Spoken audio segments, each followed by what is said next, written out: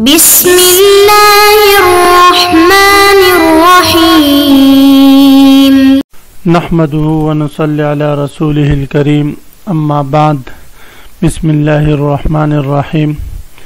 عزیز طلبہ، آج ہم کنز الدقائق حصہ دوم سبق نمبر 182 شروع کر رہے ہیں۔ اس سبق میں ہم کتاب الہبہ سے باب الرجوع فی الہبہ سے متعلق پڑھیں گے۔ ہبہ سے رجوع کرنا یہ جائز ہے یا نہیں، اور رجوع کرنا کن کن مواقع میں درست نہیں، اس سے متعلق انشاءاللہ اس باب میں ہم تفصیلاً پڑھتے ہیں۔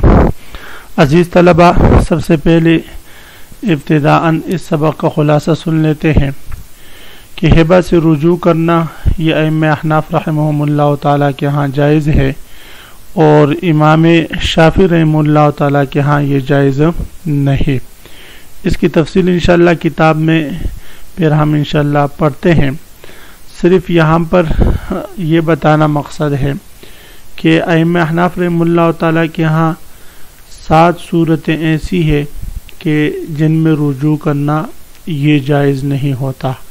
گویا کہ ہبہ سے رجوع کے 7 موانع ہیں، اور وہ موانع کون کون سے ہیں تو مصنف علیہ الرحمہ نے ان کو ذکر کیا ہے اس باب میں، جن کا مجموعہ دمع خزقہ ہے۔ دمع آنسو کو کہتے، خزقہ کا معنی زخمی، تو آنسو نے زخمی کر دیا، اس کا ترجمہ یوں ہوگا۔ تو یہ جو حروف ہے دال میم عین خا زا قاف اور ہا، یہ 7 حروف ہیں، یہ ہبہ سے رجوع کے موانع کو مصنف علیہ الرحمہ نے اس مجموعہ میں اختصاراً جمع کیا ہے۔ ادھر اصل پورا شعر ہے، وَمَانِعٌ مِّنَ الرُّجُوعِ فِي الْهِبَةِ يَا صَاحِبَيَّ حُرُوفٌ دَمْعٌ خَزَقَ۔ ہبہ میں رجوع سے مانع اے میرے دوست وہ حروف دمع خزقہ ہے۔ تو ان 7 حروف میں سے دال سے مراد الزیادت ہے، زیادت اس کی تفصیل انشاءاللہ آئے گی۔ میم سے مراد موت ہے، عین سے مراد عوض ہے، خا سے مراد خروج الموہوب من الملک ہے، اور زا سے مراد الزوجیت ہے، قاف سے مراد قرابت ہے، اور ہا سے مراد وہ الہلاک ہلاک ہونا ہے۔ تو یہ 7 موانع ہیں ائمہ احناف کے ہاں، ان کے ہوتے ہوئے ہبہ سے رجوع کرنا جائز نہیں، اور اس کے بغیر ہبہ سے رجوع کرنا یہ جائز ہے۔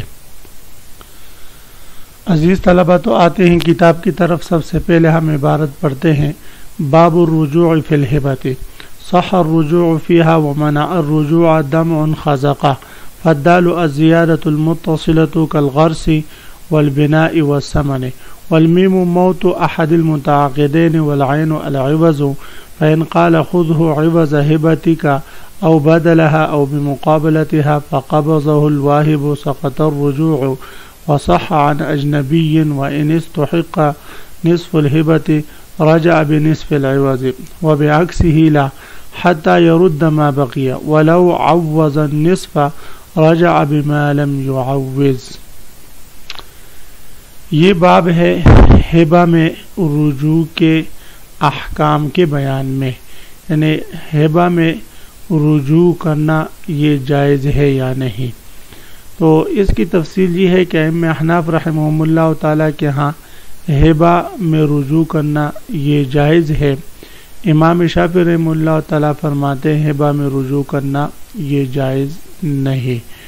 امام شافعی رحمہ اللہ تعالیٰ کی دلیل وہ آپ صلی اللہ علیہ وسلم کی حدیث شریف ہے۔ آپ صلی اللہ علیہ وسلم ارشاد فرماتے، لا يحل لرجل ان يعطي عطية او يهب هبة فيرجع فيها الا الوالد فيما يعطي ولده، ومثل الذي يعطي العطية ثم يرجع فيها كمثل الكلب يرجع في قيئه فإنه يأكل حتى يشبع فإذا شبع قاء ثم عاد في قيئه۔ آپ صلی اللہ علیہ وسلم ارشاد فرماتے ہیں کہ کسی شخص کے لیے یہ حلال نہیں کہ وہ کسی کو عطیہ دے دے یا ہبہ کرے اور پھر اس میں وہ رجوع کرے، سوائے والد کے کہ والد نے اگر اپنے بیٹے کو کچھ عطیہ کے طور پر ہبہ کے طور پر دیا، بعد میں اس میں رجوع کرنا چاہا تو یہ کر سکتا ہے۔ لیکن اس کے علاوہ اور لوگ نہیں کر سکتے. اور فرماتے آپ صلی اللہ علیہ وسلم ارشاد فرماتے ہیں کہ ہبہ میں رجوع کرنے والا ایسا ہے جس طرح کہ کتا جب قے کر کے دوبارہ اس کو چاٹتا ہے، تو اسی طرح واہب جب اپنے ہبہ میں رجوع کرتا ہے گویا کہ اپنے کی ہوئی قے کو وہ دوبارہ چاٹ رہا ہوتا ہے. تو اس حدیث شریف سے امام شافعی رحمہ اللہ تعالی استدلال فرماتے ہیں کہ ہبہ میں رجوع کرنا یہ سوائے والد کے اور کسی کے لیے جائز نہیں. ائمہ حناف رحمہ اللہ تعالیٰ کی دلیل وہ آپ صلی اللہ علیہ وسلم کی حدیث شریف ہے جس کو امام حاکم رحمہ اللہ تعالیٰ نے اپنے مسند میں نقل کیا ہے. آپ صلی اللہ علیہ وسلم ارشاد فرماتے من وہب ہبۃ فہو احق بها بما لم یثب منہا، کہ جو شخص کسی کو کوئی چیز ہبہ کر لے تو وہ اس سے موہوب کا سب سے زیادہ حقدار ہے جب تک کہ اس کا عوض اس کو نہ ملے. یعنی ائمہ حناف رحمہ اللہ تعالیٰ فرماتے ہیں کہ موہوب لہو کا شے موہوب میں ملک جو ثابت ہوتا ہے یہ ملک غیر لازم ہے. ہاں اگر موہوب لہو نے واہب کو کچھ عوض دے دیا تو پھر ملک لازم ہو جاتے، پھر اس کے لیے رجوع کرنا جائز نہیں ہوتا. لیکن جب تک اس کو عوض نہیں ملتا اس وقت تک یہ ملک غیر لازم ہوتا ہے اور واہب کو اس چیز میں شے موہوب میں رجوع کا اختیار ہوتا ہے اس حدیث شریف کی وجہ سے. باقی جو آپ صلی اللہ علیہ وسلم نے منع کیا ہے کہ لا یحل لرجل، تو اس کا جواب یہ ہے کہ قاضی کے بغیر اور عدالت میں فیصلہ لے جانے کے بغیر والد کے علاوہ دیگر لوگوں کے لیے یہ جائز نہیں ہے کہ وہ شے موہوب لہو سے واپس لے لے. اور دوسری بات یہ ہے کہ یہ جو ممانعت ہے یا نہیں ہے یہ مکروہ تنزیہی پر محمول ہے، یعنی برا ہے رجوع کرنا. باقی اگر کوئی رجوع کر لے تو وہ اس کا حقدار ہے، وہ رجوع کر سکتا ہے، جس طرح کہ اس حدیث شریف سے معلوم ہوتا ہے کہ من وہب ہبۃ فہو احق بہا سے. تو یہ بحثی عزیز طلباء کے ہبہ میں رجوع کرنا جائز ہے یا کہ نہیں. تو امام حناف رحمہ اللہ تعالیٰ کے ہاں جائز اور امام شافعی رحمہ اللہ تعالیٰ کے ہاں جائز نہیں. تو فرماتے صح الرجوع فیہا، ہبہ میں رجوع کرنا یہ جائز ہے. فیہا میں ضمیر ہبہ کی طرف راجع ہے. تو فرماتے ہبہ میں رجوع کرنا جائز ہے. ومنع الرجوع، چونکہ رجوع کرنا یہ جائز تو ہے لیکن برا ہے، اچھی بات نہیں ہے رجوع کرنا.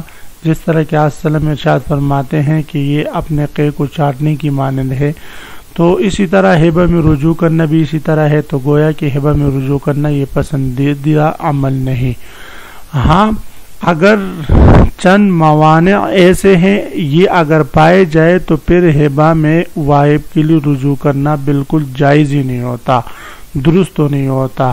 اور رجوع کے لیے موانع کل 7 ہیں. دمع خزقہ، یہ اس 7 موانع کے جو ہے نام ہے، ان کا مجموعہ ہے، مخفف ہے. ومنع الرجوع، مصنف رحمہ اللہ تعالیٰ فرماتے رجوع کو منع کیا دمع خزقہ نے. دمع خزقہ ان حروف نے رجوع کو منع کیا. اب دمع خزقہ سے مراد کیا ہے؟ تو فرماتے ہیں یہ 7 حروف ہے، ان میں سے ہر ایک سے کوئی خاص لفظ مراد ہے. دال سے مراد فالدال الزیادۃ المتصلہ، پہلا حرف ان میں دال ہے، اس سے مراد الزیادۃ المتصلہ، زیادتی متصلہ، یعنی ایسی زیادتی جو اس شے موہوب کے ساتھ متصل ہو، اس سے الگ نہ ہو سکتی ہو.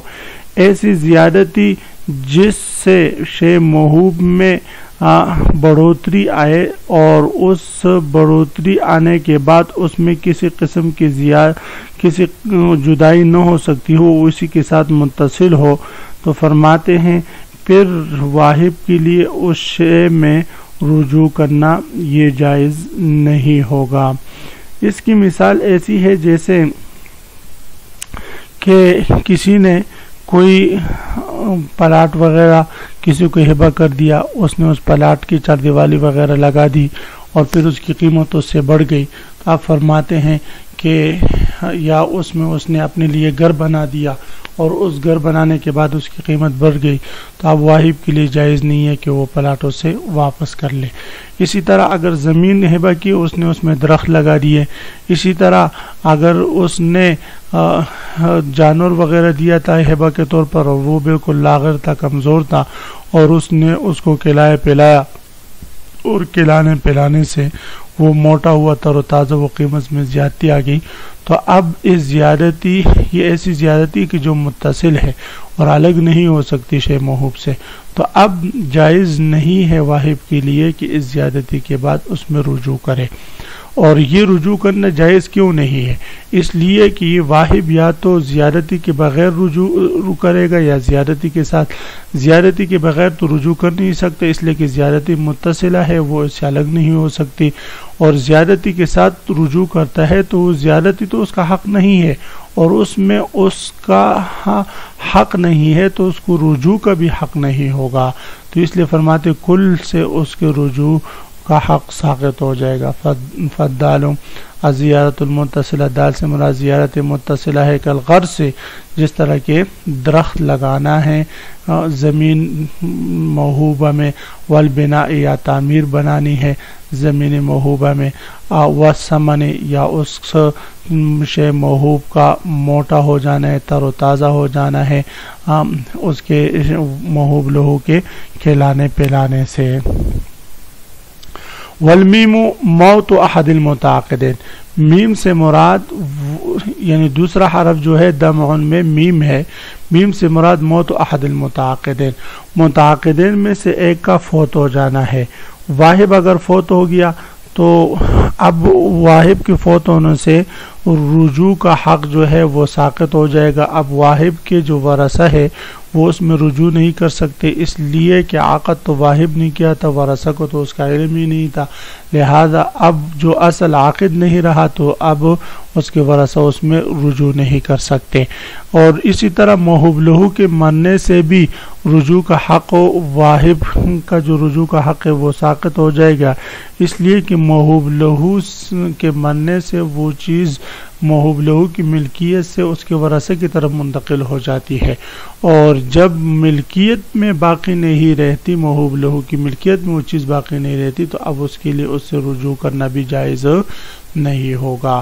والمیم موت احد المتعاقدین، اور میم سے مراد متعاقدین میں سے ایک کا فوت ہو جانا ہے۔ تو عزیز طلبہ، اسی پر آج کے سبق کے اختتام کرتے ہیں۔